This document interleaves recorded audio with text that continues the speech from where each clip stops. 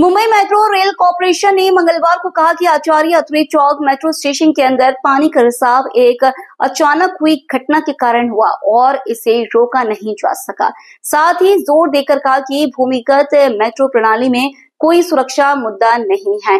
मंगलवार रात जारी एक वीडियो बयान में एमएमआरसी के प्रबंध निदेशक अश्विनी भिड़े ने कहा कि जहां तक भूमिगत मेट्रो का सवाल है, सुरक्षा का कोई मुद्दा बिल्कुल नहीं है और सोमवार सुबह की घटना के बाद सभी मानक संचालन प्रक्रियाओं का पालन किया गया था।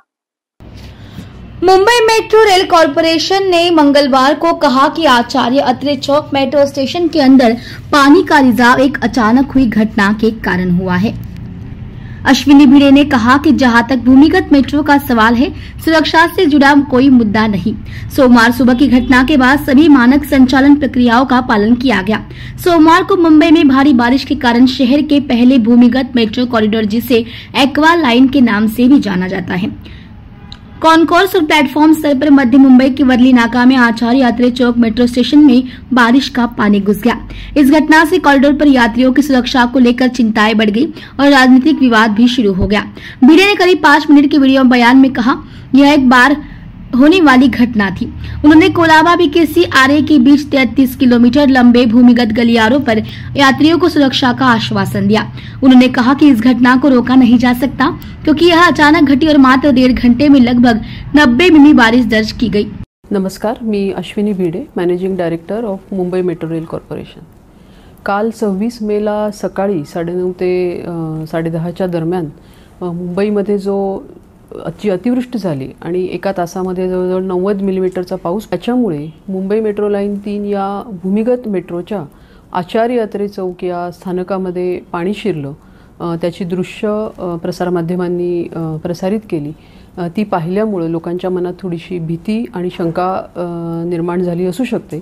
त्यामुळे त्या संदर्भातील वस्तुस्थिती सांगण्यासाठी मी आपल्यासमोर आहे। मुंबई मेट्रो लाईन 3 या भूमिगत मेट्रोचा 22 किलोमीटरची लाईन आपण कमिशन केलेली आहे। त्याच्यामध्ये 16 स्थानकं आहेत आणि गेले काही दिवस दररोज 45 ते 50 हजार लोक या लाईनवरून प्रवास करतात। त्यापैकी सर्वात शेवटचं दक्षिणेकडचं जे आचार्य अत्रे चौक स्थानक आहे, ते कमिशन करत असताना त्याच्या एकूण 6 एंट्री एक्झिट्सपैकी आपण 2 एंट्री एक्झिट्सचा कमिशन झालेले आहेत। उरलेल्या 3 एंट्री एक्झिटचं काम अजूनही तिथं चालू आहे आणि ते काम पूर्ण होण्यासाठी 2 ते 3 महिन्यांचा कालावधी लागणार आहे।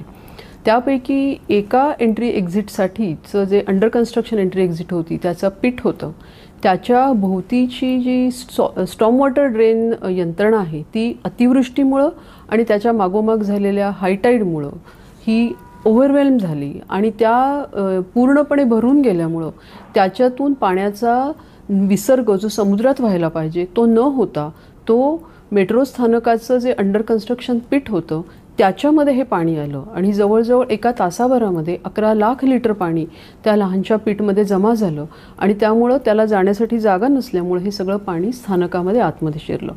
या स्थानकाच्या एंट्रीचं कन्स्ट्रक्शनचं काम चालू असल्यामुळे त्याच्या बाहेर एक बंडवॉल तयार करून आम्ही निरोधन यंत्रणा ठेवलेली होती, परंतु त्यामध्ये इतकं पाणी वाहून थोपवण्याची क्षमता त्याच्यामध्ये नव्हती। त्यामुळे हे सगळं पाणी त्या बंडवॉलवरून स्थानकामध्ये गेलं आणि प्लॅटफॉर्म आणि कॉन्कोर्स या सगळ्या ठिकाणी ते पाणी गेलं। हे झाल्याबरोबर तात्काळ तिथल्या आपत्कालीन यंत्रणा जी होती ती कामाला लागली। स्थानकामध्ये असलेल्या काही लोकांना बाहेर काढण्यात आलं। इतर जे काही SOPs होत्या अशा परिस्थितीमध्ये करायच्या, त्याचंही पालन काटेकोरपणे केलं गेलं। स्थानकाचं ऑपरेशन तात्काळ थांबवण्यात आलं आणि मेट्रो मार्ग हा त्याच्या आधीच्या स्थानकापर्यंत म्हणजे JVLR पासून आरे JVLR पासून ते वरळीपर्यंत फक्त चालू ठेवण्यात आला। तथापि या मेट्रोला त्याचं रिव्हर्स करण्याची जी फॅसिलिटी आहे ती आचार्य अत्रे चौक स्थानकाच्या पलीकडे आहे। टनेलमध्ये ट्रॅकमध्ये पाणी नसल्यामुळं ह्या ट्रेन्स पुढेपर्यंत जाऊन तिथून टर्न बॅक करून हे जी मेट्रोचं कार्यवहन होतं ते तसंच चालू राहिलं आणि कालसुद्धा जवळजवळ 40,000 लोकांनी प्रवास केला। ही एक कधीतरी घडणारी अशा प्रकारची घटना होती आणि अतिवृष्टीमुळं आणि कमी कालावधीमध्ये झालेल्या खूप जास्त संततधार पावसामुळं आणि मेट्रो स्थानकाच्या एका या एंट्रीचं काम अद्यापही चालू असल्यामुळं त्याच्यामधून हे पाणी आत आलं. तथापि त्याच्याबद्दलची योग्य ती दक्षता त्वरित घेण्यात आली. अशी घटना पुढे होऊ नये म्हणून एक कायमस्वरूपी यंत्रणासुद्धा तिथे निर्माण करण्यात येत आहे. आणि हे स्थानक आम्ही आत्ता सध्या जे बंद आहे ते पुढच्या 1-2 दिवसामध्ये आपण पुन्हा कार्यान्वित करत आहोत. परंतु यामध्ये हे भाग लक्षात घेतला पाहिजे की जी स्थानकं पूर्ण झाली आहे, जे टनेल पूर्ण झाली आहे, त्या सगळ्यामध्ये या अतिवृष्टीमुळे कोणत्याही प्रकारे पाणी गेलं नाही.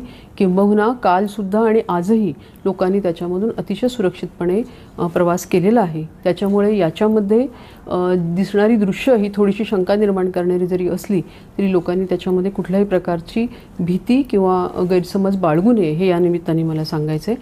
काही वेळेला असाही प्रश्न निर्माण केला जातो की जर ह्या 2-3 एंट्री एक्झिटची कामं अद्याप अपुरी असताना सुद्धा हे स्थानक आपण प्रवाशांसाठी खुलं का केलं.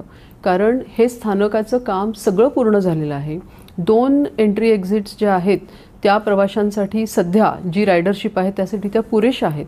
त्यामुळे ह्या लक्षात घेऊन वरळी किंवा आचार्य अत्रे चौकापर्यंतच्या सुद्धा ह्याची कनेक्टिव्हिटी व्हावी या चांगल्याच उद्देशाने या स्टेशन आपण कार्यान्वित केलेलं होतं. आणि आत्तापर्यंत त्या स्टेशनवर अत्यंत योग्य रीतीने कामसुद्धा चालू आहे. यामध्ये पुरेशा अशा प्रकारच्या घटना पुन्हा घडली तर त्यासाठीच्या पुरेशी दक्षता घेऊन या उर्वरित हे जे स्थानक आहे ते पुन्हा आम्ही कार्यान्वित करणार आहोत. आणि स्थानकाचं राहिलेलं काम जे आहे जे एंट्री एक्झिटचं ते पुढच्या 2 ते 3 महिन्यामध्ये पूर्ण करून त्यासुद्धा आम्ही प्रवाशांच्या सोयीमध्ये आणणार आहोत. तर ही यंत्रणा अतिशय सुरक्षित आहे याची या निमित्ताने मी ग्वाही देऊ इच्छिते. आणि बाकी सर्व उरलेले जो काही मार्गिका आहे ती अत्यंत सुरक्षितपणे आणि नियमितपणे त्याचं कार्यवहन चालू आहे हे या निमित्ताने लोकांपर्यंत पोहोचवू इच्छिते.